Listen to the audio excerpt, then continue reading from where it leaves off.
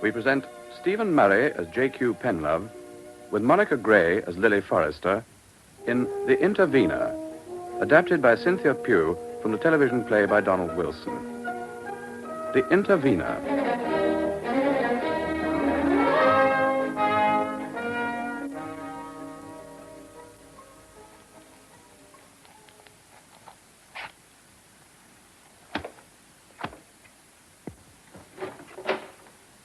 Well, there you are, Mr. Penlove. You were right. Was I, Trumper? What about? Gardner and Consolidated Press. I've just had a call from Wilberforce. Settlement? So he says. I've no reason to doubt him. How much? Oh, to be agreed, of course. It won't be less than 6,000. Better not be. Mr. Gardner wanted 8. Mr. Gardner might get it, too, in court. On the other hand, he might not. We'll advise him to settle, yeah? You always do, Mr. Penlove. Not always. Mostly. Only if the offer's good enough. Now, look, Trumper, you and I know that any case taken to court is a gamble. Any jury case, that is. A good lawyer shouldn't advise his clients to gamble. I should hope not. All the same, I wish some newspaper baron would see fit to libel me. I'd smite him hip and thigh. And I'd advise you to settle. All this damned work. Trumper, it's a splendid afternoon, and Middlesex are at the Oval. Any more clients? Not today, Mr. Penlove. Write me a letter to Gardner. Tell him the news and what we advise. I'll sign it before I go. Very good. Trumper, put together all the papers on that Collindale property thing. I'll go over them tonight. Oh, this is your chess night. Oh, so it is. Oh, that can't be helped. I've got to do a case to counsel tomorrow. Oh, damn. No chess. Bad luck, Mr. Penlove.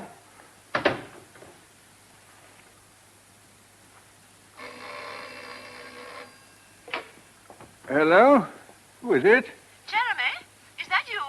Caroline Erskine here. Caroline, how are you? I'm well, as usual. Good, good. And Herbert? He's splendid. Now, Jeremy, will you do something for me?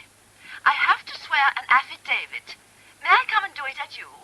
Well, you may come and do it before me, certainly. I'll come whenever you like. Won't take 5 minutes. Would Friday be all right? Friday. Let's see. Herbert's coming up that day anyway and wants me to come with him.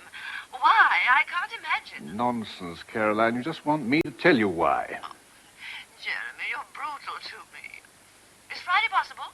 Yes. Say 3:45. Lovely. I look forward to seeing you then. Goodbye, Jeremy. Thank you. Bye, Caroline.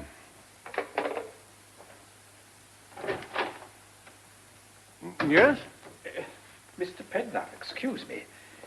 There's someone to see you. The client? Perhaps, sir. I don't know. It's a young lady. We don't know any young ladies. No, sir. Ever seen her before? No. Her name is Miss Lily Forrester. What does she want? She says she wants to see a lawyer. Oh, she's come to the right shop. Did she say why? No. Well, has she any kind of an introduction? She didn't say so. Why didn't you tell her to go away? Well, I don't exactly know, sir. Does she look rich? Influential? No. What then? What's she like? Poor, I think. Poorish, anyway. There's something about her. Must be. Innocence, perhaps. She seems, defeated. Innocence? Defeated? What extraordinary words for you to use. But I will see this unusual young lady. Open the door, Trumper. Very well, sir. Mr. Penlove will see you. Oh, thank you. Miss Forrester, how do you do? It's good of you to see me, Mr. Penlove. I need help, and so I thought... Well, lawyers don't help people, you know. At least not professionally. They sell them legal advice.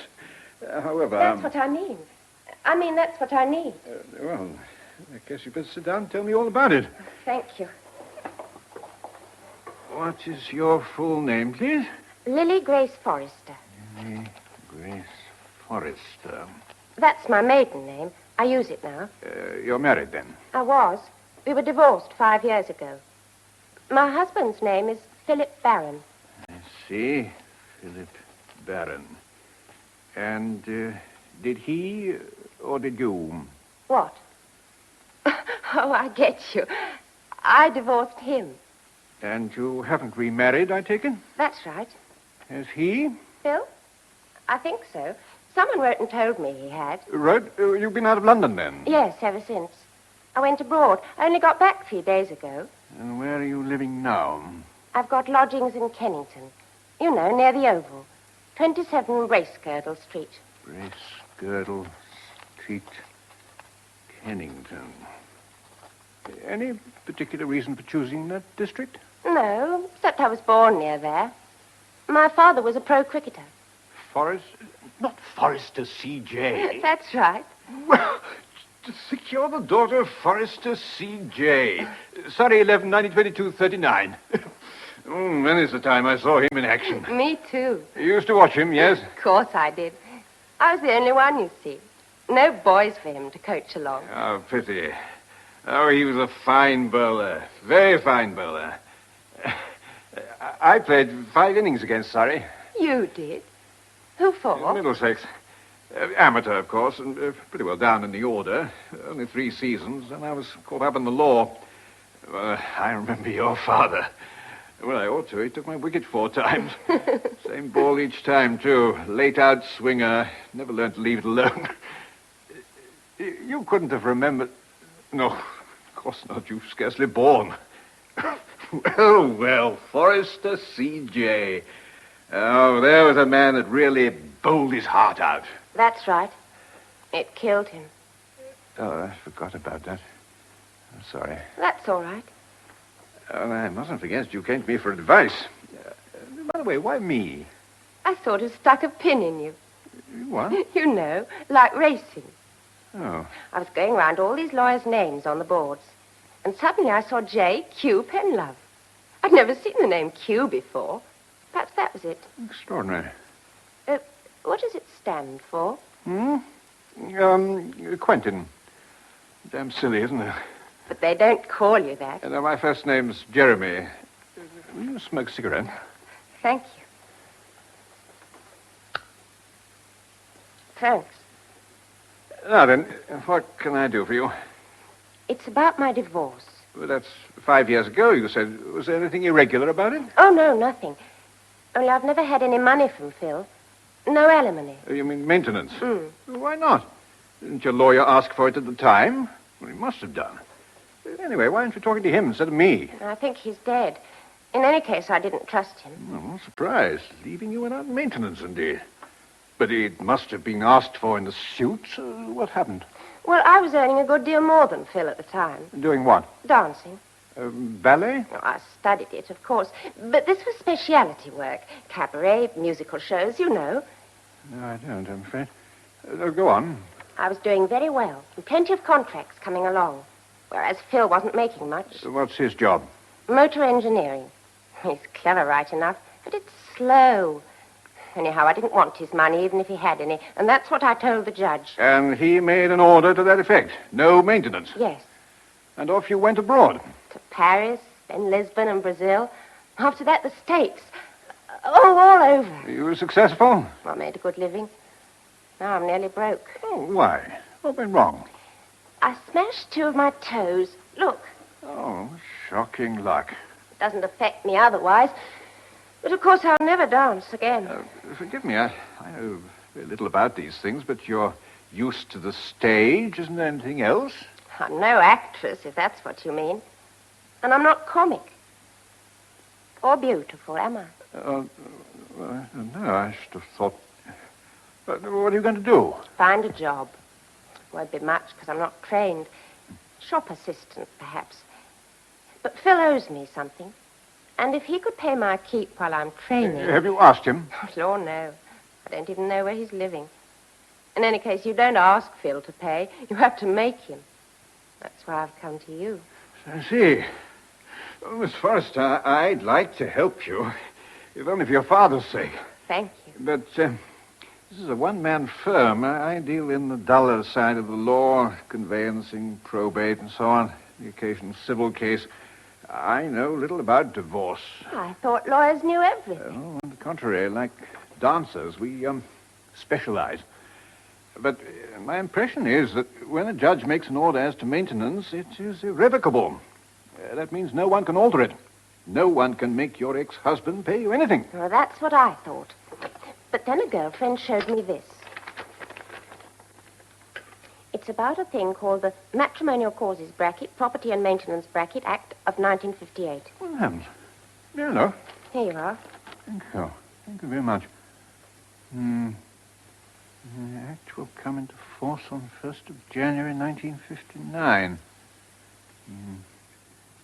So valuable are the benefits it will confer that lawyers everywhere are calling it the Wives' Magna Carta. Well, here's one that isn't, but you haven't heard of it. Well, I suppose I have, but we've never had a case. Wives' Magna Carta, no less. Is it any good? Oh, I don't know. It might be. Well, it just might be. Look, we must go into this for you. May take a day or two. I don't mind.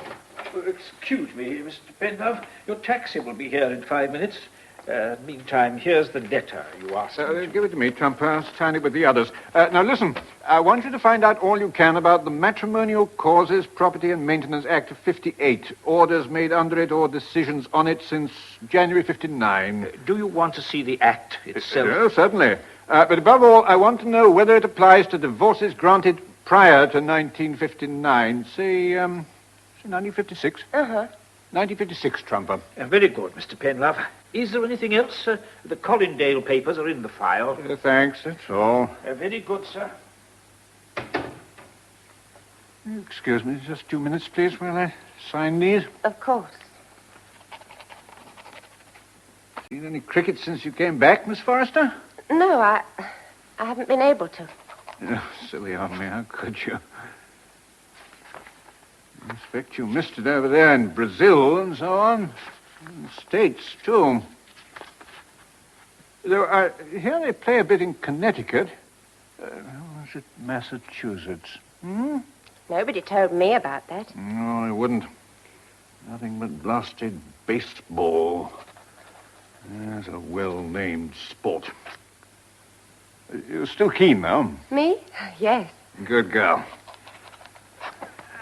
As a matter of fact, I thought of calling in at the Oval on my way home. It's an early finish and probably exciting. You care to come? Oh, I'd just love to. Thanks. Good. Good night, you Trumper. See you in the morning. Good night, Mr. Penlove. Come along, then. If we're quick, we'll see the last hour of the match. Oh, thanks very much. That will be nice.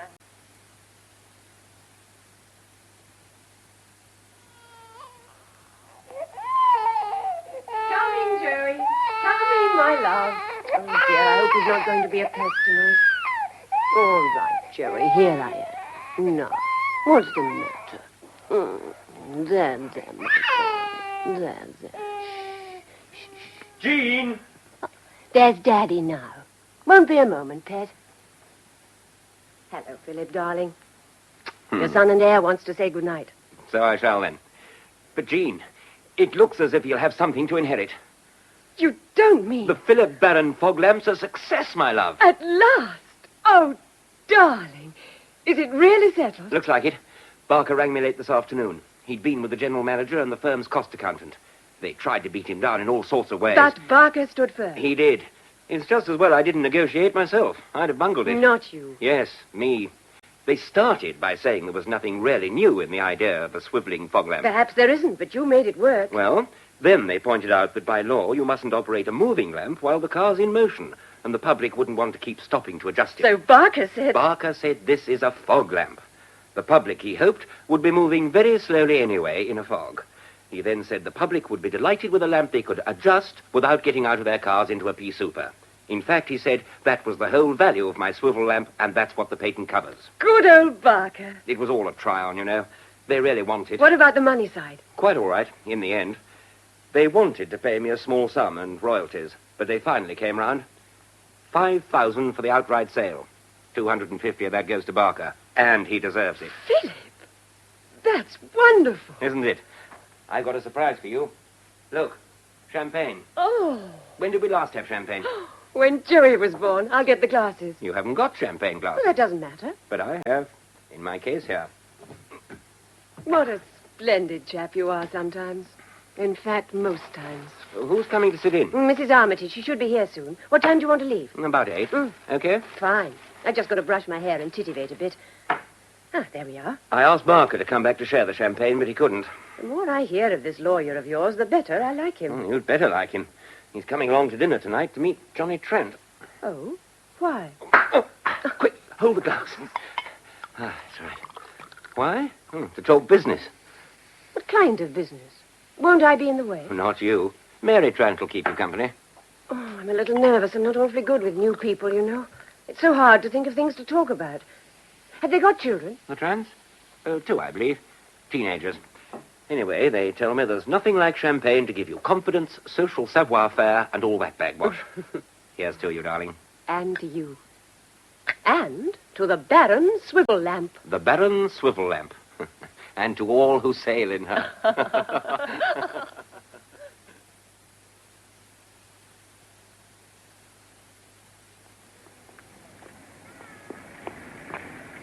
And so you think that if Bassett had declared earlier... Well, 14 minutes earlier. Say tea time yesterday. Oh, yeah.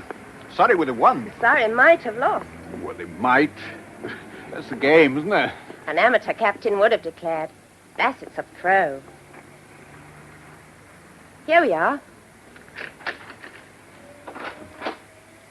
Come in, won't you? Well, I mustn't stop. I just wanted you to see where I live. One room. With a sort of kitchen through there and a bar. And a loo in case... No, thanks. No, it's cozy. Hokey, you mean? No, really. Sordid. But it'll do till I get something better. Well, we must see that you do. Do you think there's a chance? Oh, it must be. Anyway, we try. You're kind. Nonsense. My job. No, I mean, taking me to the match and bringing me home. I mean, I did enjoy it. Good. Splendid. So did I. I'm so glad. Yes. Now, let's see. You better give me till Friday. Will you come to my office? Say 4 o'clock? Okay. Good.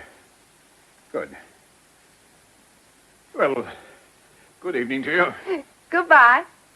And thanks again. So far, so good.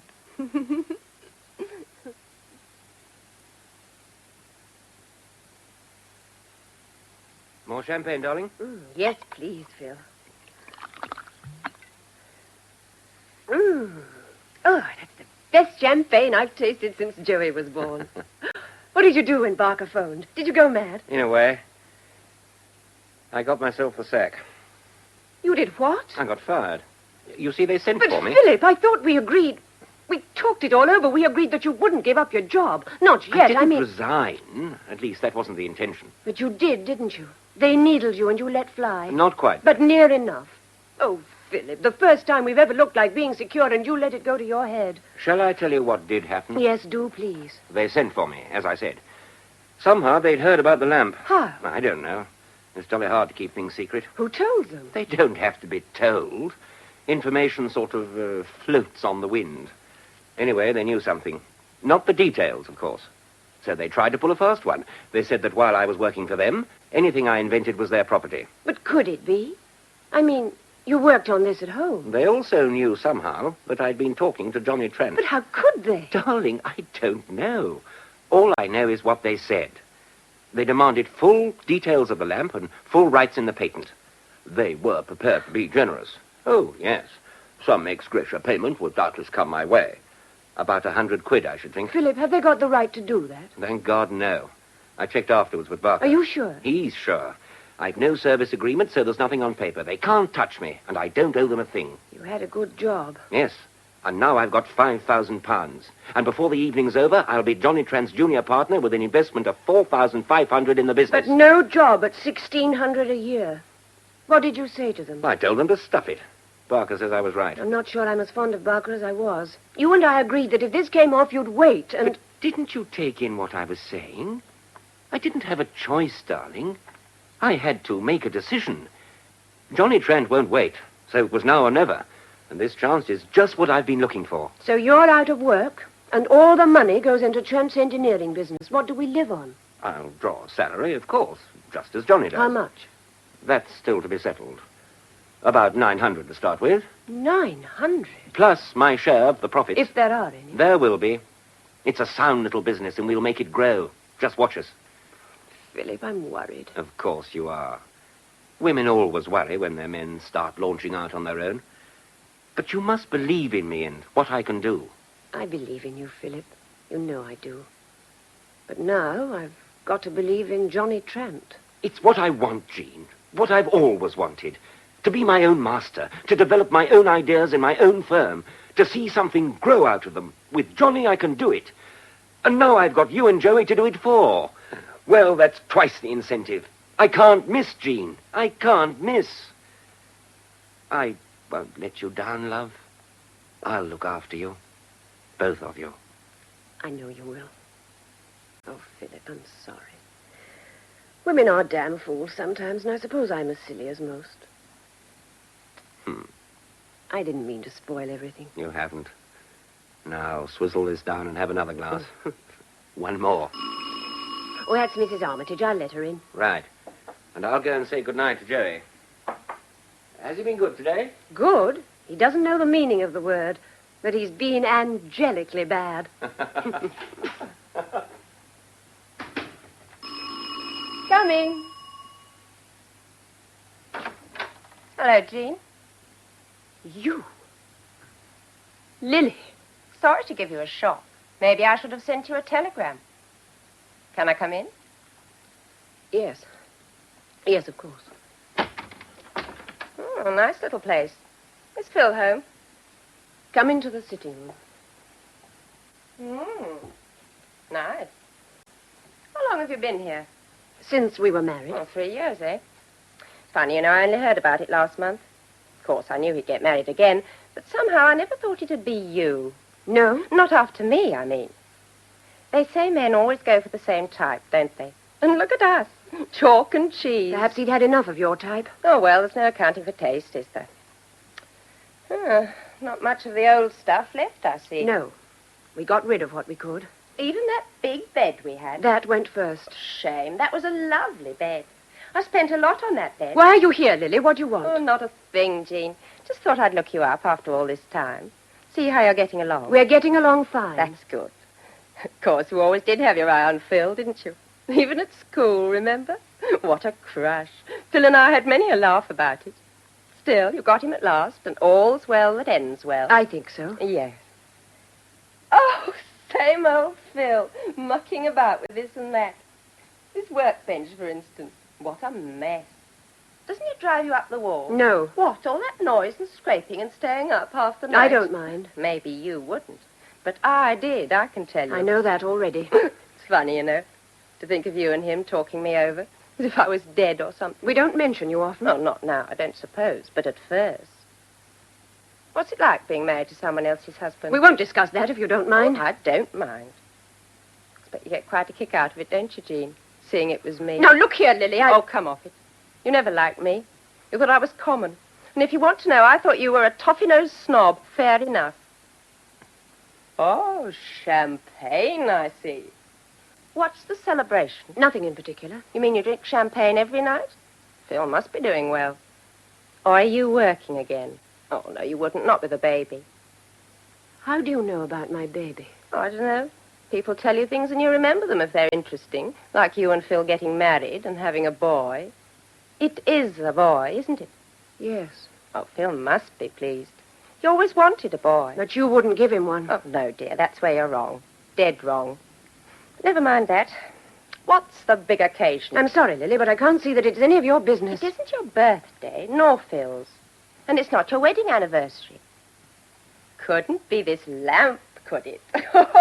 Don't tell me he's sold one of his potty inventions. No, that I can't believe. Why not? Then he has. Good law, Wonder Boy's done it at last. How much for? A couple of $100? More than that, eh? A lot more by the look of you. Now, that's very interesting. He's asleep now. Lily! Hello, Phil. Long time no see. What are you doing here? Jean's been telling me about the invention. Success at last. Congratulations. I didn't say anything Philip should guess. Never mind that. I don't know what you came here for, Lily, but you can damn well clear out again. Oh, now, Phil, is that nice after all this time? After I've climbed up all those stairs just to see you? You heard what I said. Get out of here. I remember you saying that once before, and I went. But if I'd as much as turned round at the door, you'd have called me back, wouldn't you? Philip's told you, Lily, and now I'm telling you. Neither of us want to see you ever again, so will you please go? What? No champagne for poor Lily? Well, never mind, kids. Enjoy yourselves. Have a good time while you can. Oh, Philip. Oh, Philip, that was awful. Why did she come? I don't know, my darling, but she's gone now. You're shaking. Calm down now. It's all right. I'm shaking with rage. How dare she come here? Quiet, Jean. Don't worry. I can't help it. I'm not used to hating people or being horrible to them. You only said what you had to say, and so did I. Yes, you did, Philip. Oh, I was so glad you spoke straight out. Well, I wasn't going to have her walking in here like that, as if we were old friends or something. Damn cheek. Is that all it was? What do you mean? I don't quite know, but... Well, you remember what Lily was. I'm not likely to forget. No, poor Philip. What I mean is that she was never impulsive. She never did anything on the spur of the moment. She calculated. And then what she did was always what was best for Lily. You can say that again. It was the same at school. We all got into mischief, Lily most of all, but she never got found out. She always had an alibi, and butter wouldn't melt in her mouth. And she looked like an angel.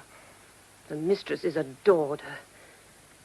She used to tell us about it and laugh. How I loathed her. Not more than I do. Are you sure? After what she did to me. Oh, I know you couldn't possibly like her. I don't believe you ever did, really, but you had a dreadful passion for her. I wouldn't deny that, Jean. Even after she and I were married, my knees used to shake if I just saw her across the room. But that's gone. Thank God that's all gone. Oh, Philip. Oh, just to hear you say it. So that's what bothered you. You seriously thought that after 3 years with you... Do you think I don't know what I've got? You and Joey and all this? It'd take more than Lily. Bring them all on. Bridget Bardot, Marilyn Monroe, the lot. I wouldn't open the door to any of them. You protest too much, darling. But I believe you. And if that's so, there's nothing she can do, is there? She can't touch us. She'd better not try. But I'd still like to know why she came. Curiosity, that's all. Sheer bitchy curiosity. She hoped we'd be living in squalor with a bailiff under the bed. Well, I hope she's satisfied. I swear by Almighty God that this is my name and handwriting, and that the contents of this my affidavit are true. There now. Was that all right, Jeremy? Admirable, Caroline. And now, may I have 5 shillings, please? What? You're joking. Oh, on the contrary, swearing in a lawyer's office is purely a cash transaction. Gracious. Oh, it's a sensible arrangement, after all. You're not allowed to swear affidavits before your own lawyer. But if we started sending round accounts for 5 bob, we'd end up paying them all ourselves. I see the point. There you are. 2 half-crowns. Thank you. Nice to see you, Caroline. How's old Herbert? Getting older. Oh, aren't we all? Oh, that's a pretty speech, I must say. Oh, you don't change. Too late, Jeremy. Too late. No, I mean it. You were a pretty girl, now you're a pretty woman. That's the only difference. Vive la différence? I don't think so. You regret your youth? Don't you? I never really thought about it. But no. No, I don't. I enjoy life. Enjoy it, nonsense. You potter through it like a canal boat. You do a little work. Not too much. Not too much. You stroll to your club, dine out occasionally. Not too often. And go and watch that dreary cricket. I play chess, too, once a week. Exactly. And you call that enjoying life? No passions, no storms, no drama. God forbid. You astonish me. You always have. Oh? Yes, because there's more to you than you ever let anyone see. You flatter me. Rubbish. You're capable of fun and excitement and emotion. You're not a mouse, not really. You're a man. I ought to know. Now, Caroline. All right, but it's true. You should get married. No. Well, why not? It'll make some good woman very unhappy. I dare say, but even that's better than... Oh, I don't know. I would have married you if you'd asked me. You know that, don't you? Do I? Of course you do. Why didn't you ask me? Oh, I'm not the marrying kind. Jeremy, what nonsense. Everybody's the marrying kind. And if ever I saw a husband monkey... Caroline, you're a dangerous and designing woman. You go and unsettle someone else. I'm too old to hand. You're a stubborn old pig. That's what you are. I give up. Good. Oh, I forgot. You know my cousin Jenny in Hampshire, the doggy one? Well, her cocker bitch has a new litter, she tells me, and I thought you might like to have... Excuse me, Mrs. Erskine. It's all right, Mr. Chumper. I'm just going. Now, don't you think a puppy would be nice, Jeremy? No, thank you. It'll be company for you. Caroline, I don't need a dog. Of course you do, and you shall have one. I'm going to arrange it. Now, come and see us soon. Dine with us next week. Tuesday, 8 o'clock. Lovely. Oh, thank you. I'll find my own way out, Mr. Jumper. Goodbye, Jeremy. Goodbye, Caroline. Well, Trumper? The Forrester papers, Mr. Penlove. Thank you. And Miss Forrester? She hasn't arrived yet. Oh, she's late. Oh, hardly. It's just on 4. Will you take your tea now? I think not. When Miss Forrester... Oh, here she is. Can I come in? Hello. Please do. You're limping. What's the matter? Oh, another accident. No, nothing like that. It's just that when I get tired, my foot... Oh, then come and sit down. Trumper, would you get some tea, please? Lots of tea and some cakes. Yes, Mr. Penlove. Cakes. You like tea, I'm sure. I'm dying for a cup. Oh, that's better. Could I have a cigarette, please? Yes, of course. Here you are. Thanks. Thank you. Now, what have you been up to? Looking for a job. Any luck? Not much. What have you tried? Agencies mostly. Theatrical, photographic, people I used to know. Now they don't want to know me. Well, why not? Well, that's how it goes in our profession. When you're up, there's nothing too good for you. And when you're down the drain. And like I said, I can't do my real job anymore, Well, so... what about the photographic side? Nowadays, I'm the wrong shape. I don't believe it. Honestly, wrong shape all over. You've got to have eyes like this. Doe eyes, they call them. Call them what? Doe eyes, like Audrey Hepburn. I call it a starved cat expression. Then you need a great long neck, like this. Oh, and a dead flat chest, of course. Oh, really? Sure. Bosoms are in for film stars and out, absolutely out, my dear, for models. Well, don't you mean the other way round? What? Oh, I get it. Oh, bright, aren't you? Oh, I don't know. What else? Long, skinny legs, and enormous feet at 2:45, like this. It's marvelous. I see them in the papers. Yes, it's not exactly me, is it? You take it all very well, I must say. Oh, no use moaning, especially to you, when you're being so good to me. Oh, well, now. Ah, tea. Thank you, Trumper. Am I to pour out? If you will. 1 lump and no milk for me. Enough cakes, Miss Forrester. Far too many. If I eat that lot, I'll never make the glossies, will I? The starved cat look, remember? Will that be all, Mr. Penlove? Yes, thanks, Trumper. Perhaps we should get down to business. All right. Did you find out about that matrimonial act thing? Yes, and I think you have a case. Do you really? Here's your tea. Oh, thank you. Yes, I really think so. The real problem was whether the 1958 Act was retrospective. What's that? Whether you could apply it now to a divorce granted in 1956, as yours was. I see. Does it? Well, the Act itself is a little, a little ambiguous on point.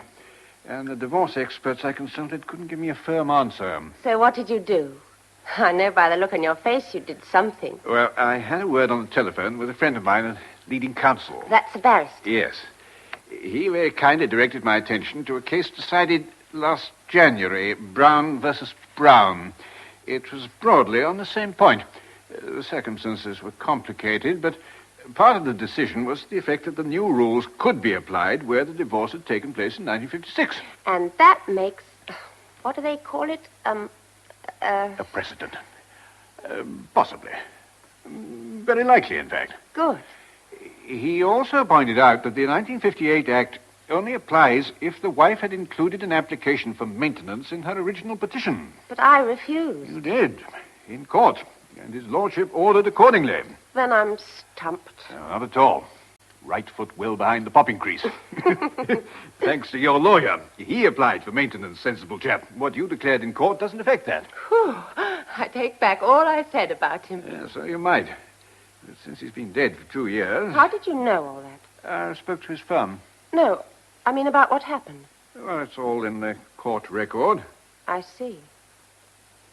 Does it say everything in the record? Everything to do with the divorce. About Phil's... His unfaithfulness, yes. And not letting you have a baby. You wanted one, didn't you? Yes, I wanted one, all right. Oh, well, bags of time for that. What do we do now?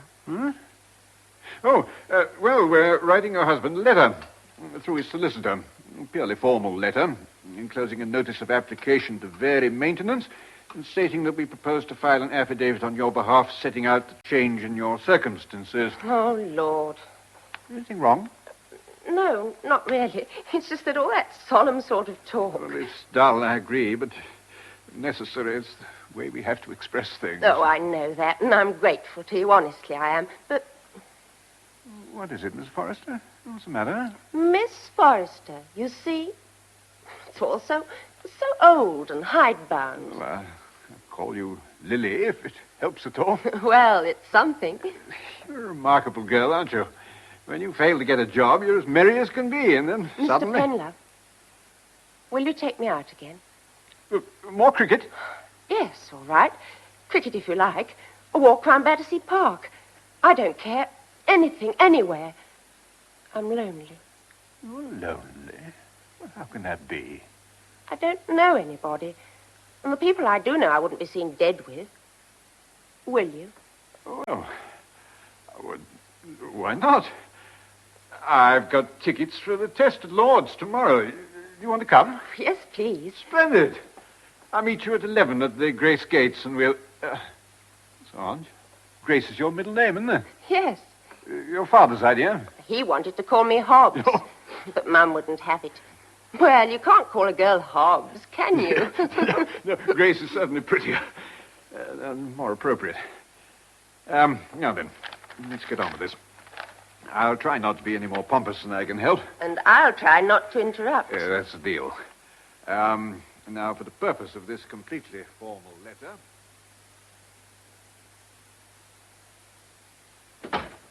Is that you, Phil?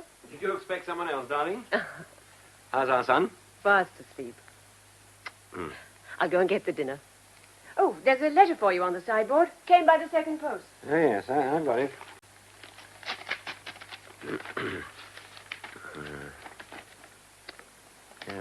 Now, Baron, I'm afraid I've got bad news for you. The attempt for the solicitor this morning, Oh, no. Jean, here a minute. Quietly, darling. You wake Joey. Phil, what is it? It's from Barker. Oh, dear. About the lamp. About Johnny Trent. No. Listen. Dear Baron, I'm afraid I've got bad news for you. The attached registered letter arrived this morning, and I'm sending it on immediately, having formally acknowledged it. Unfortunately, I'm away this weekend and won't be back till Monday. Ring me at the office and we'll meet. Yours sincerely. P.S. Don't worry too much about the figure mentioned. That's a try-on. Philip. What does the other letter say? J.Q. Penlove, incorporating Spencer Woodhouse and Sons, Lincoln's Inn. Dear sir, we address this to you as representing Mr. Philip Barron. You will find enclosed a notice of application to vary maintenance, and you will see from this that our client, Mrs. Lily Grace Barron, née Forrester, intends to ask henceforth for the sum of £40 monthly. It is her intention to have this sum secured. Philip! We think you will agree that this is not unreasonable. Unreasonable? Good God. Oh, darling. We propose to file on her behalf an affidavit of means setting out the change in her circumstances which give rise to this application. No doubt you will advise your client that he may file evidence in reply unless, as we hope is the case, he is prepared to agree to the sum mentioned, in which case the matter could proceed amicably by way of a consent summons. Yours faithfully, J.Q. Penlove. Let me see that. £40 a month. So that's why Lily came here, to spy out the land. I said she never did anything without a reason. But, Philip, can they do this? No, they can't. And I'll tell you why they can't. I asked about it at the time, because I wanted to know just where I stood. I told you, remember? Not awfully well. Oh, yes, you do. I agreed to let Lily divorce me instead of the other way about. You wouldn't have done it if I'd been around. Well, you weren't, and I did. Why did you? Because you were still in love with her? No, well, I don't know. Anyhow, it was arranged. I cooked up the evidence. I remember that bit. You sitting up all night in some ghastly hotel with some ghastly woman you picked up. Oh, she wasn't so bad. She just needed the £5. Oh, really, Philip? And the condition was that Lily wouldn't ask for any money. And she didn't? No. Her lawyer asked for it, and I had a bad moment. But then Lily said she didn't need money from me. I should think not. She was being kept, wasn't she? By a man called Lewis. Apart from what she was earning. Yes. Well, the judge made a definite order. No maintenance. And I distinctly remember asking Barker afterwards if that could ever be changed. And he said, no, it was irrevocable. Irrevocable, that's the word he used. I remember quite clearly. Well, then, I don't understand. Nor do I. But the judge said no maintenance. Then why didn't Barker just send this back? He knows what was agreed as well as you do. Well, that's what beats me. I don't like what he says. He seems to accept the situation. Apart from the amount. And what does this mean? It is her intention to have this sum secured. God knows, but one thing's certain. Lily doesn't get a penny out of me. If she does, it'll be over my dead body.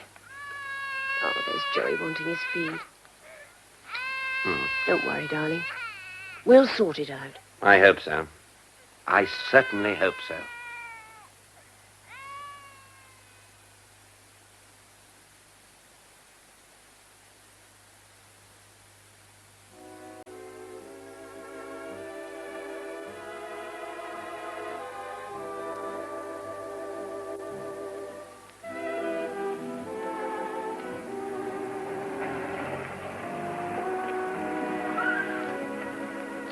Now, I wonder who that can be. Better comb my hair. Bit of lipstick. Yeah. I look all right.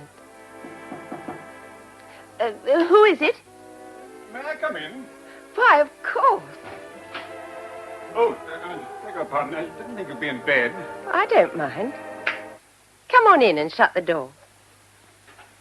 I shouldn't have come here so late. Oh, it's but... not late. Well, not very late, anyway. I'm glad to see you. Thank you. Why didn't you meet me this morning? Have you come all this way to ask me that? Yes. Well, no, not exactly. I was... Do you want to sit down? Oh, you can stand if you like. Yes, I'd rather. I was worried about you. When you didn't arrive at 11... How long did you wait? How long? Well, I don't know. About an hour. An hour? Then what? So perhaps I missed you somehow. So? So I wandered round. Couldn't see you anywhere. That's not surprising. No, devil of a crowd, all milling about. And anyway, I wasn't there, was I? No, you weren't. Why not? Then what did you do? Well, I had a drink, had some lunch, and watched the cricket. How was it? Boring. Boring? A test match? Well, it seems so to me. I walked and sat with my friends, old friends, men I've known for years. We always talk about the same things when we meet. It's pleasant, you know. We reminisce.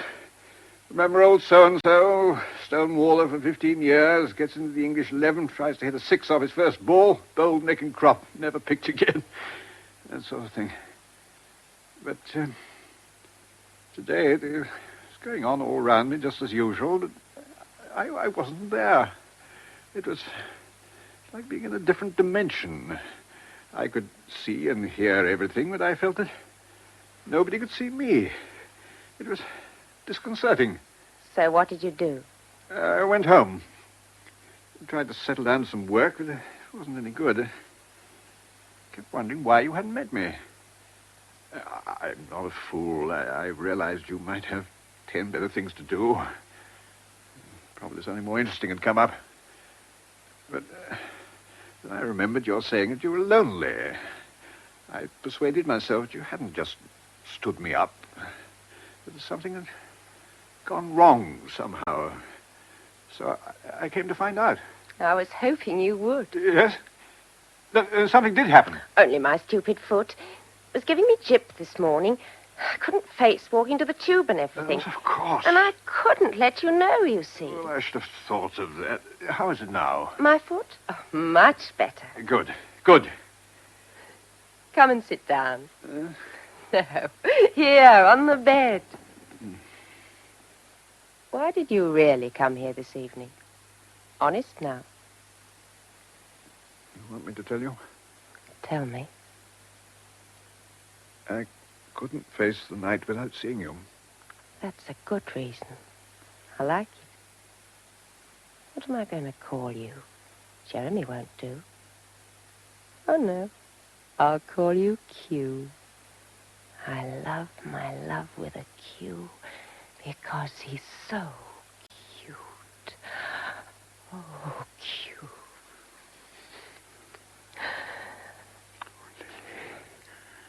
Lily.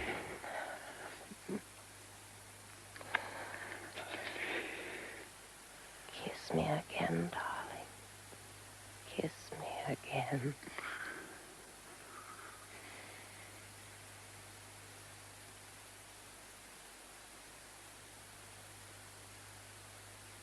Philip? Hmm? Darling? Aren't you coming up to bed? Are you all right, Philip? I'm okay. Oh, fine. I woke up and thought you were in here worrying about that beastly letter. You're not, are you? What? No. Look, Jean, I've had an idea for a modification. You know, the difficulty with a single fog lamp is that either you have to concentrate on the road verge or on the cat's eyes in the middle. But if you could have a double beam, a split beam adjustable to the varying widths of different roads, see what I mean? Yes, darling. Tell me about it tomorrow, You're a marvelous man. Don't stay up too late, will you? No, that's all right. 180 degrees. 90, 10 pieces.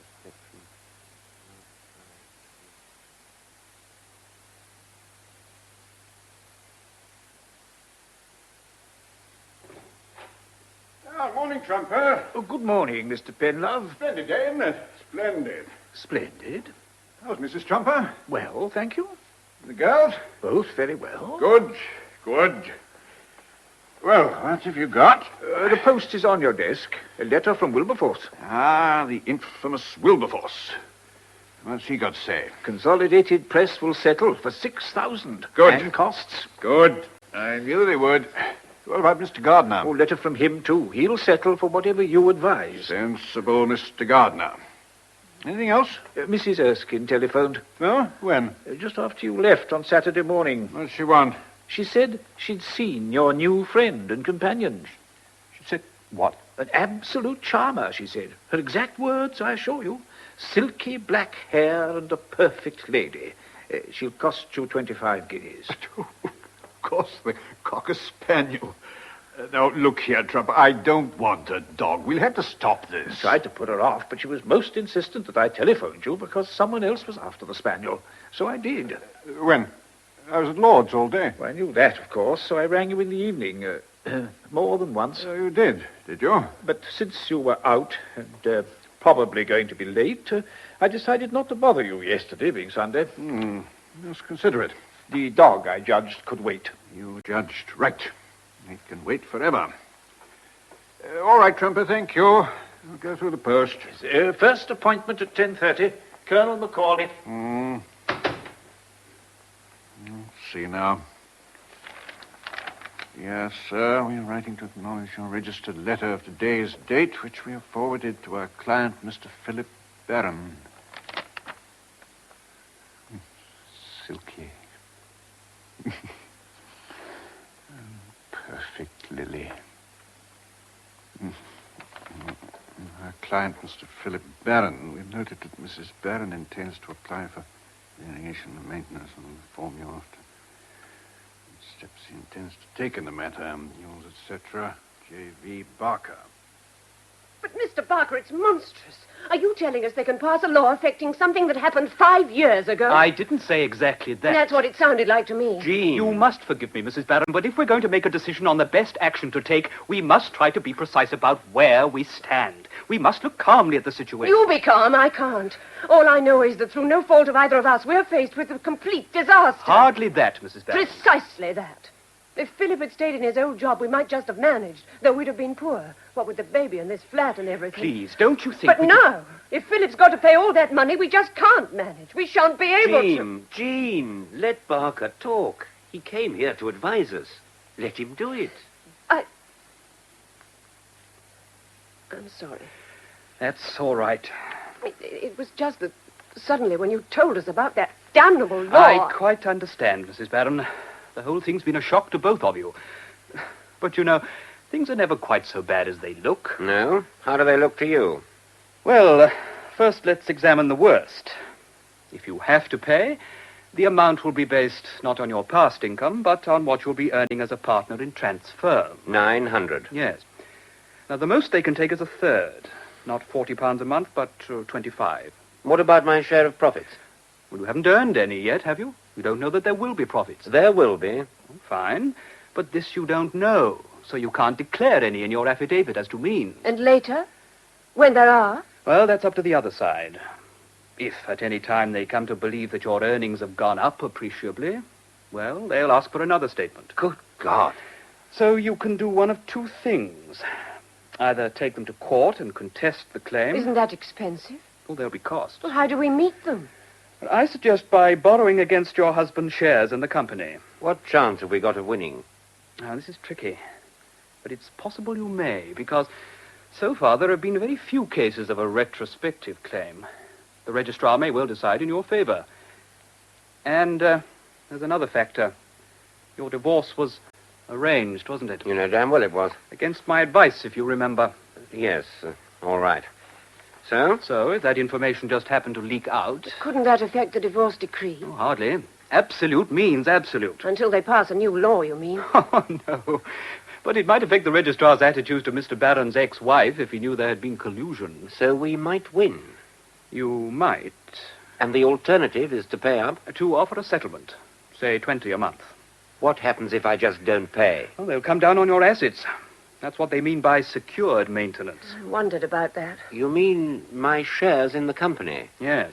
But look, suppose I transferred the whole thing to Jean. The shares, I mean, and just kept my salary. Well, you could have done that 3 days ago. Not now. The court would reverse it. They catch you all ways, don't they? Well, Jean, what shall I do? If they tell you to pay, you pay. But if you give Lily Forrester 1 penny without fighting her to the last ditch, I'll... Then that's it, Barker. We fight. Good. And I'll do my best for you.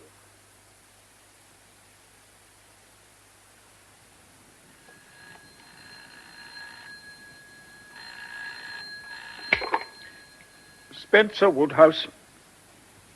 Oh, good afternoon, Mrs. Erskine. Oh, no, Mr. Penlove's engaged at the moment, I'm afraid. No message? Oh, very well, Mrs. Erskine. It's goodbye.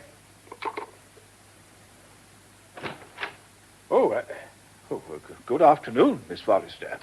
Hello, Mr. Trumper. Mr. Penlove in? There's a client with him at the moment. Oh, who? I'm not at liberty to say, Miss Forrester. All right, I only asked. Is he likely to belong? Well, now that I couldn't say either. Couldn't and wouldn't. Same thing with you, isn't it? Well, I can wait. We have a waiting room. Oh, no, don't worry. This'll do fine. Oh, but I... And then you won't have to fetch me, will you, when the client goes? So I'll sit here. Have you a light? Yes.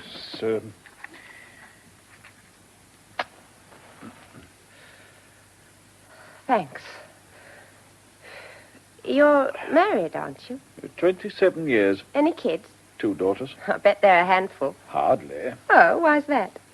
Don't they take after their dad? I'm told they favor their mother. Oh, that's nice for you. What do they do? One is married to a cost accountant. The other's at the London School of Economics. Golly. Miss Forrester. Yes? I've been meaning to ask you something. What is it? Well, I understand you spent some time in New York. So? Yes, well, a young friend of mine's about to go there for a spell. Well, now, I've been told that lodgings are difficult, not to say expensive. Oh, they told you the truth. Yes, well, so it occurred to me that you might know of some good, reasonable place. Perhaps even where you yourself stayed. It was a dump. Well, it may have seemed so to you, but if you'll kindly give me the address, my young friend might not be What's so... his name? Hmm? Your young friend. Quick, what's his name? Wilberforce. No. No, it wouldn't do for anyone called Wilberforce. No, too bad. I'm sorry. Well, that's a pity. Yes, isn't it? Will you come in, please, Trumper? Very good. Miss Forrester, please. Ladies first. Lily.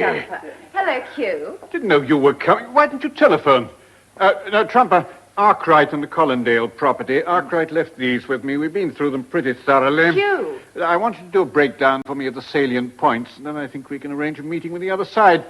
I can see no reason for not settling this with goodwill and a little common sense. I spoke to you. Sorry, I think one or two things. Would you mind waiting? Just... Yes, I would mind waiting. Beg your pardon. I've waited out there, and now I've got to wait in here. No, thank you. Let's get one thing clear, shall we? I don't wait for anybody, ever. Who the hell do you think I am?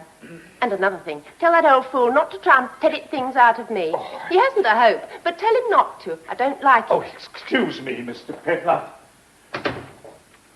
Now, what's all this about? You were rude to me. You ignored me. I'm sorry, but... And all I wanted was to show you my fur coat. Coat? Oh, yes, the coat. Did you like it? Of course I do. It suits me, doesn't it? Yes. Came this afternoon, so I just had to put it straight on and let you see me in it. What do you think? Stunning. Yes? Come here.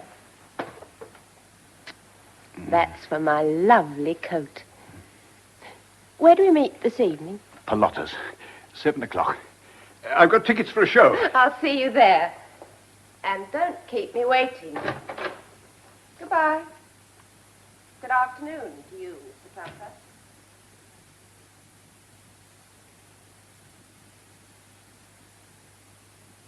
Salt, pepper, soup spoons.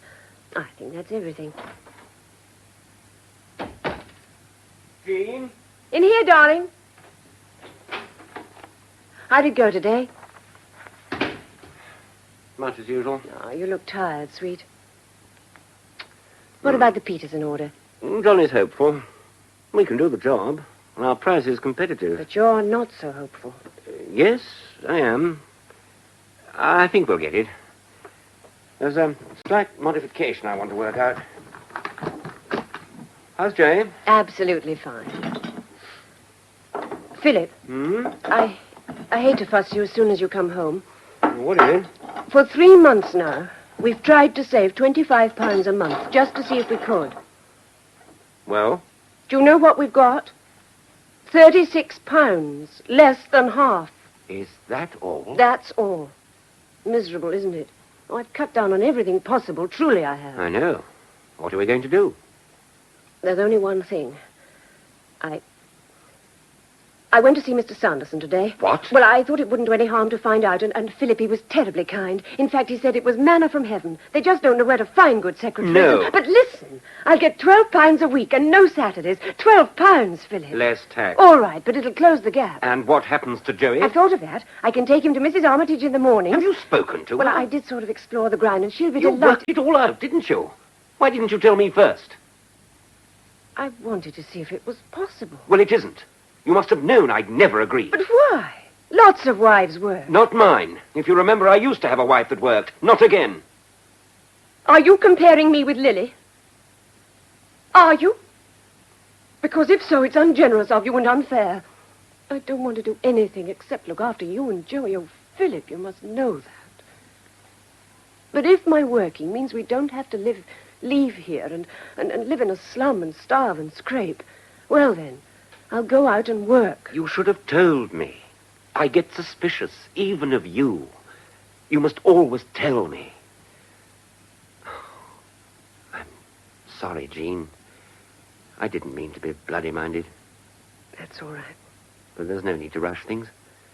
We may win the case, and if we don't, well, perhaps the Peterson contract will come through. Anything may happen. But let's face it all when the time comes. Yes? Yes. And for heaven's sake, stop worrying. I've told you about that before. Now, where's my supper, woman? I'm hungry. I never knew you when you weren't.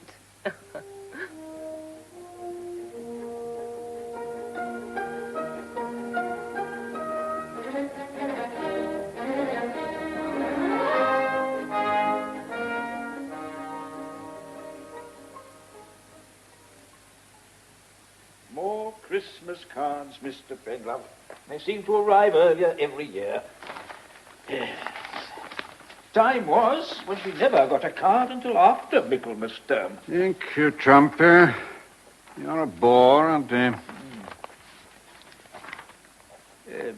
Mr. Penlove, Yes? Baron versus Baron. Yes? We're on the day after tomorrow. I'm aware of that. There's something I believe I should tell you. Oh? It's taken me 2 months to get at it. I couldn't find my way through for a long time, but I have an acquaintance, a clerk. He's managed to make friends with Mr. Barker's clerk. I didn't ask you to do that. No, but as you know well, it's often done. Many's the time I've done it for you. Go on. Well, my acquaintance couldn't get much, but he did get the address of the intervener, Baron's intervener, back in 1956. Oh, Miss Melbury, wasn't it? Baron's now married to her. No, Mr. Penlove, no, he's not. The new Mrs. Barron's maiden name was Black. That's where we were careless. But Miss Forrester said... So I believe. You're sure of this? No doubt of it. Took me nearly a month to find Miss Melbury. She's changed her address a dozen times. Only caught up with her at lunchtime today. She's running a coffee bar in North Kensington. What did she tell you? She'd practically forgotten the business, but in the end she remembered and spoke quite freely. At the time she was, what do they call it? A dance hostess, I think. Baron paid her some money, and they spent a night in some hotel or other. She gave Baron his evidence and never saw him again. Collusion. Evidently, and I fear that they'll use it. Oh, yes, they'll use it. But that's nothing to... Look, Trumper, I've got to go out right away. Something I forgot about. Expect me when you see me.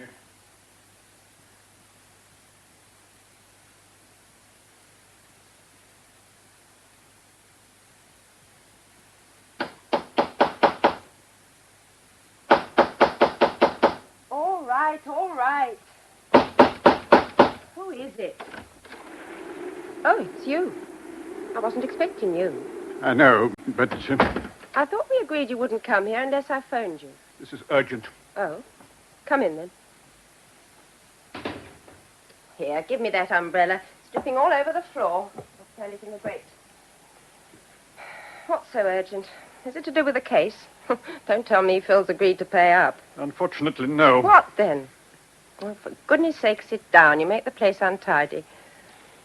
When you came to see me first, 5 months ago, you said that your husband had committed adultery with your friend Jean, the woman he's now married. So he had. How do you know? Well, it was obvious. She chucked herself at him. That's not evidence. What do you want me to say? That I saw them in bed? Only if you did. Oh, well, I didn't, but... Why did you tell me that Jean was the intervener? Oh, what? The woman named in the divorce suit. Oh, I don't think I ever did. Oh, come now. I remember every word you said. More than I do. I assumed that the woman, Miss Melbury, was Jean, and you didn't deny it. Didn't I? No. Why did you lie to me? You call that lying? I do.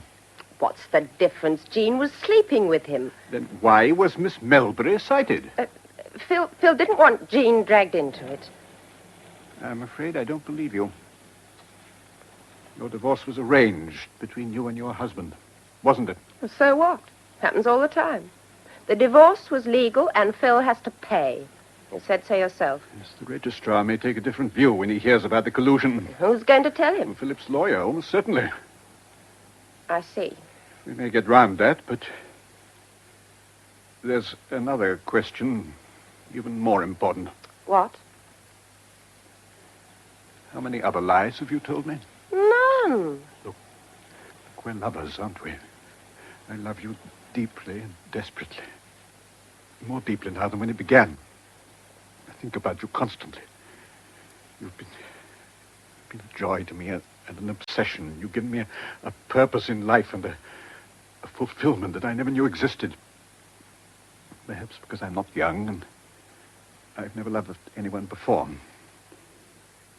But you don't love someone like that without learning to know them. You're a clever girl, Lily. Thanks. Clever and intelligent and far-seeing. You don't do anything without thought. When you came to me first, it wasn't a coincidence, as you made me believe. You chose me because you found out that I'd known your father, and you knew that would make me sympathetic. Isn't that true? If you say so. Of course it is. But none of that matters, you know. All men are liars. And women, too. But when it comes to the law, you must speak the truth. Always. Because the law isn't to be trifled with. Now tell me the truth about your divorce. All right, then. You asked for it, and you can have it. Phil and I weren't too bad together at first. He's a pretty dull sort, but he was crazy about me. And anyway, I was out a lot working. We decided not to have a baby, at least to begin with. And then I began to want one. Why? Why? That's a damn silly question. I just wanted a baby. To have it and feed it and do all the soppy things that women do for babies. I wanted it so badly it hurt. Oh, I wasn't being sentimental or anything. Not that type. What about your husband? He'd do anything I asked at any time. Still would come to that if I lifted my finger. How'd you know? What? I said, how'd you know? You told me you hadn't seen him since the divorce. Another lie. All right. Who cares? Well, the registrar does. And I do. So your husband agreed. What happened? Nothing happened. Not a damn thing for months. What did you do? I tried to persuade Phil to see someone, a doctor. But that's the one thing he flatly refused to do. Is he a sensitive man? Sensitive? I don't know. But sentimental, yes. Oh, yes, he's the sentimental type, all right. Did you see a doctor? Me? There wasn't anything wrong with me. There wasn't then, and there isn't now. So it was left at that? It damn well wasn't left at that. Phil couldn't help me, so I tried to find a man that could. You tried? Why not? Did you leave home? That wasn't necessary. I see. Did your husband know what was going on? Shouldn't think so. Things like that are easy if you're working, especially in the theater. I suppose so. But it wasn't successful. Not at first. But then I thought it was going to be, and that started the trouble. I met a man called Charlie something, Charlie Lewis, that was it, in the fur business. Well, it looked as if things were all right, and Charlie said he'd marry me if I got a divorce. So I told Phil. Poor Phil. What did he do? Cried his eyes out. We had the hell of a row, too. But in the end, he agreed to everything. Charlie was particular, you see, about me being the innocent party. So then I started the divorce thing going and went and lived with Charlie. Bit of a laugh, really, when you come to think of it. All that palaver, and then no baby after all. That sounds like your way of taking it. What's that supposed to mean? And I admire your courage. You always have. Well, so far we seem to have got the truth, as near as you'll ever get it from one side. Your husband didn't defend the suit, or you might have been in Queer Street. Charlie, something or other, how long were you with him? About 6 months. I didn't see many points, somehow. You didn't love him? Love him? What are you talking about? See. And after the decree, you went abroad? That's right. More adventures? If you mean men, why don't you say so? Was Clive Boston one of them? Clive? The film actor. I mentioned his name once. You said you'd met him. Well, what if he was? Wasn't any different from the others. Sorry. Don't you pity me. All right. Now then, why did you start this claim for maintenance? The true reason, please. I told you. And I believed you, but I'm not sure that I do now. I know you better. You don't have to rely on a handout. You're too clever and too independent for that. And what is it, 7 or 8 pounds a week? It's not enough for a girl like you. So let's go on having the truth. You do ask for it, don't you? I must, Lily. Don't you see that? No, I don't. But you're right about one thing. I don't need the money. I've got plenty, and plenty more where that came from. Where did it come from? None of your damn business. I'll have to know sooner or later. Now, about the claim. If you don't need money... There are other things. Women like Jean, for instance. Women like Jean? Why Jean in particular? I'll tell you why. This friend of mine wrote and told me that Phil and Jean were married and had a baby. A baby, see? A fine boy, this friend says, 7.5 pounds. Do you know what I felt like? How do you think I liked that bit of news? Phil couldn't give me a baby, not me. I can't do it, but she can. Like that, any time, no trouble. I could have killed her easily if I'd had the chance. And a filthy little brat. Do you understand that? Yes, I do now. I wouldn't have done an hour ago. Then you understand why she's got to suffer. Just a bit. Not as much as I have, but as much as I can make her. Because she can have children and you can't. Who says I can't? You said so. And all the doctors you've seen. I haven't. Well, of course you have. Do you think they don't know what they're talking about? They certainly don't.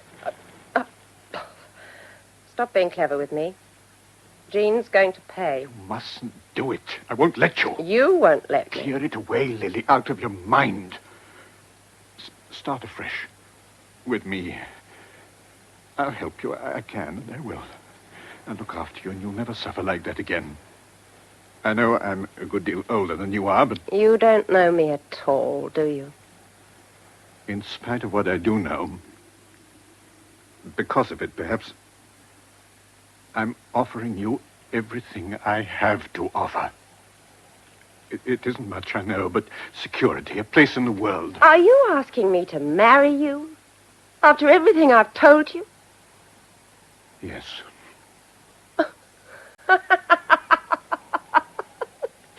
Marry you? Who do you think you are? You know who I am. You know that I love you. Love? What's this love you keep talking about? Do you think I let you come here because of love? I needed you for just one reason. Because you're a lawyer, a respectable lawyer. And now I've got you tied hand and foot. You're here because you've been useful to me, and don't you forget it. You're part of the act, that's all. If I need love, what I call love, I'll go and find myself a man. A real man. You realize what you're doing. I think so. Like you said, I don't do things accidentally. Now go away, will you?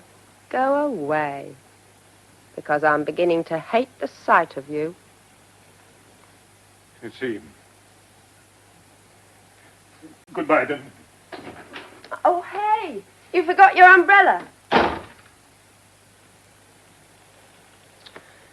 Oh, well. Let's have a cigarette.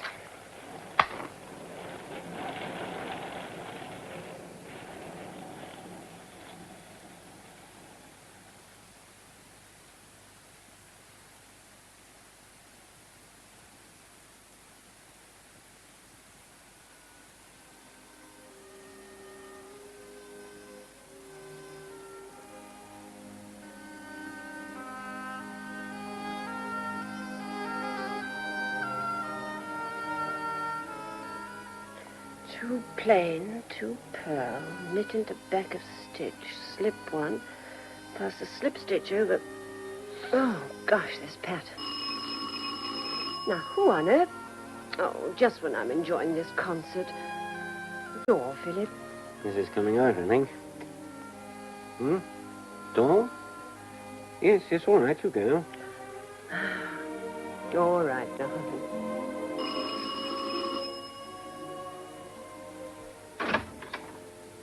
Good evening. You're Mrs. Barron. Yes. Good evening. Is your husband at home? I should like to see him, if I may. Yes, please come in. Thank you. Very kind. He's in the sitting room. Will you... No, thank you. I shan't keep him a moment. My name is Penlove. Oh. I'll fetch my husband.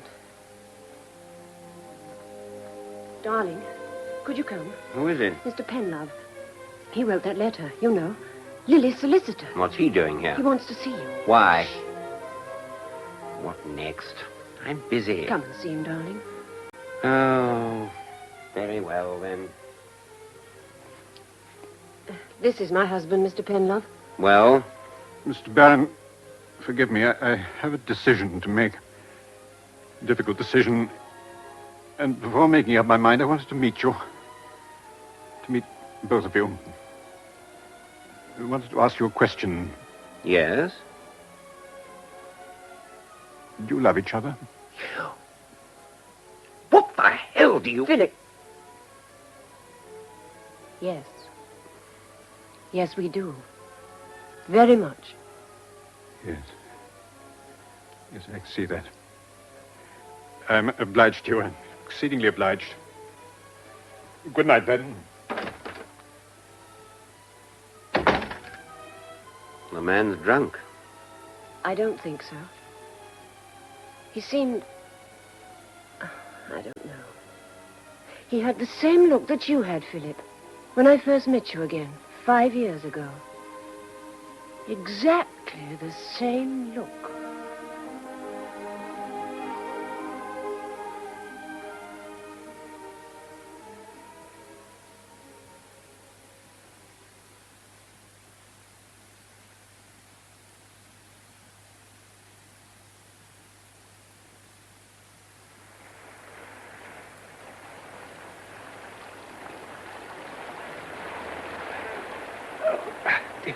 Dear me, I am late this morning. That wretched bus crawled all the way. Oh, this awful rain. But here I am at last. It's odd. I could have sworn the light was on in Mr. Penlove's room. But it is on. But he must have forgotten to put it out last night. I've never known him do a thing like that.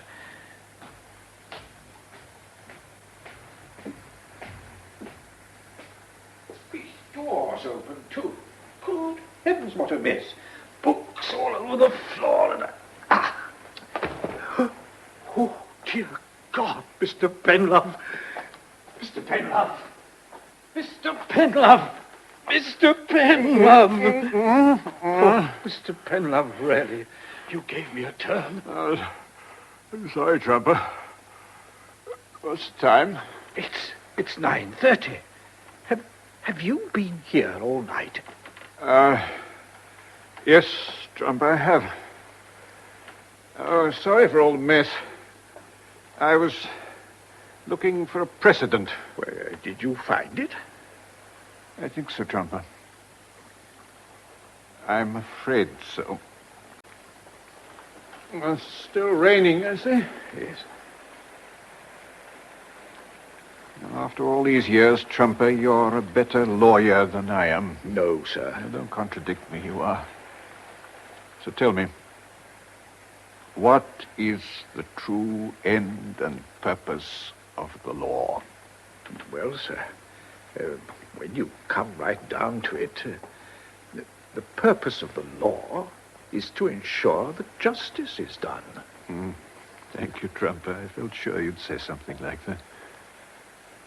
The difficulty, of course, is that justice as an idea is abstract, intangible. It often means different things to different people. Well, maybe, but the law is no better. It varies from country to country and from day to day as a new law supersedes the old. Consider, for example, the case of Baron versus Baron. Precisely the case I am considering. Until yesterday, I was acting for a lady whose motives seemed honorable. It appeared to me that she had both the law and justice on her side. It appears now that I was wrong. She is a liar and a cheat. No. Her motives are jealousy, malice, and hatred. Mr. Penlove, I'm sorry. There's more there, the trumper, than regret for a bad client. Mr. Penlove, I'm so sorry. Yes, you see everything, don't you? But you don't know everything. So you can't forgive. And there's the law for you. What do you propose to do?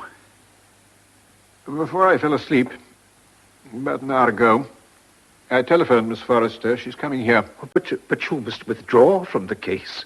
You shall see. Oh, but... here is Miss Forrester now. I'll go and see to the post. Well, couldn't you face the day without seeing me? Will you sit down, please? I want to talk to you. Glutton for punishment, aren't you? I want to ask you once more.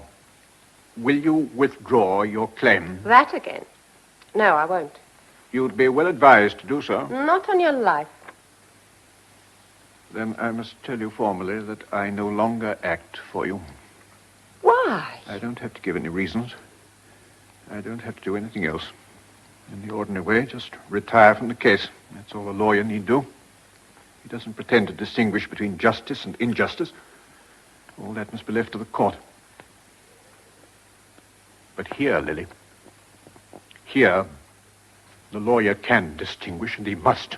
Because I hurt your pride? Because I don't love you? Quiet, that's over and done with. Is it? Is it really? All that great love you kept telling me about, all gone? What a pity. I'm speaking now of justice. From everything you told me and everything I've learned about you, I can understand your motives and perhaps sympathize. But my duty seems perfectly clear. I must expose this claim as corrupt and dishonest. I must reveal that your sworn affidavit is a lie from beginning to end, that you are not destitute. I must tell what I know, because if I don't, two innocent people will suffer. And who do you think you're going to tell? If you don't withdraw, I intend to offer myself as a witness on the other side. As a witness for Philip? Exactly. But you can't. Even I know more about the law than that. I'm your client. Everything I tell you is confidential.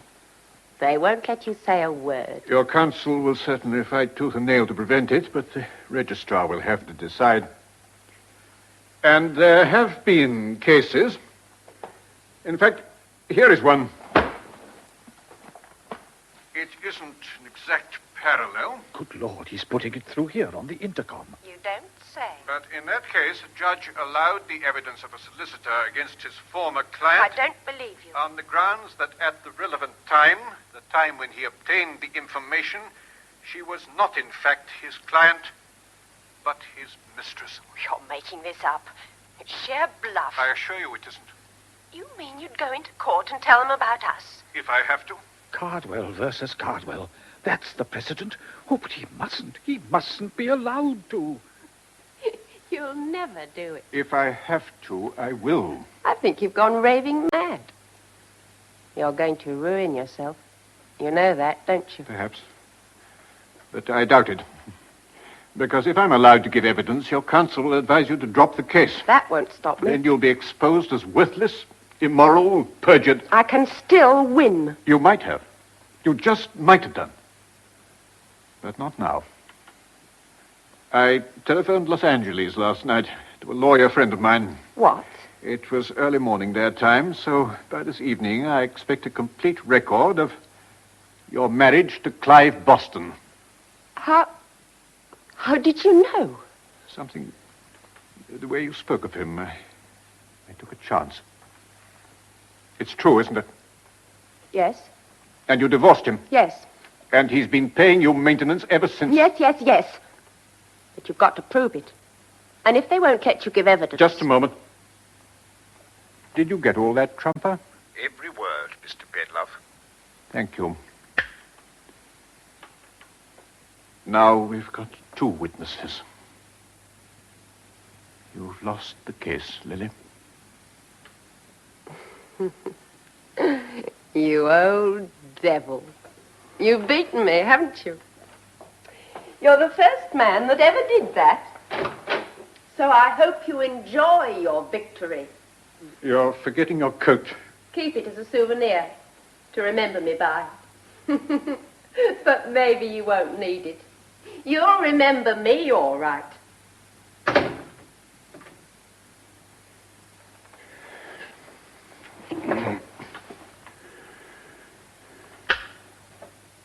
Yes, Mr. Penlove? Will you please telephone Mr. Barker? Tell him that we withdraw our case. Very good, Mr. Penlove. Victory? No victory for me. But I'll remember you, Lily. I'll remember you for the rest of my life.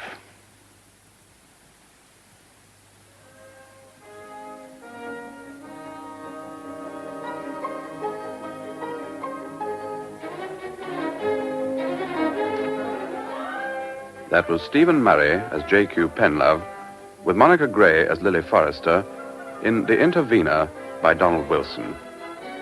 The rest of the cast was as follows: Jean Barron, Irene Sutcliffe; Philip Barron, Derek Bloomfield; Trumper, Mr. Penlove's clerk, Godfrey Kenton; Caroline Erskine, Janet Burnell; J.V. Barker, the Baron's solicitor, Kenneth Dite. The production was by Audrey Cameron.